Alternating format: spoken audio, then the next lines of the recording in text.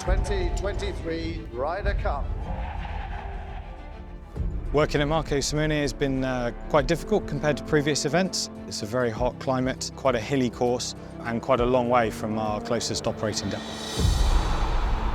So the installation we have here on site is approximately 30 megawatts of power and about 12 megawatts of cooling.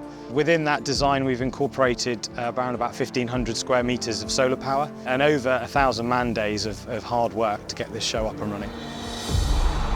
We need partners, we need government, we need everyone involved in the Ryder Cup to be thoughtful as possible as to how we're powering our events and just trying to better our sustainable efforts within the tournament. We've had to employ some innovative thinking using our experts within our team, but making sure we keep the flexible solutions across the course to ensure that we can provide power required, but in line with Aggreko's thinking and key pillars.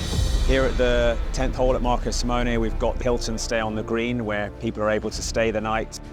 And this has been powered by Aggreko's amazing technology with the solar power. There's approximately 25,000 kilowatt hours of solar energy that has been generated to date.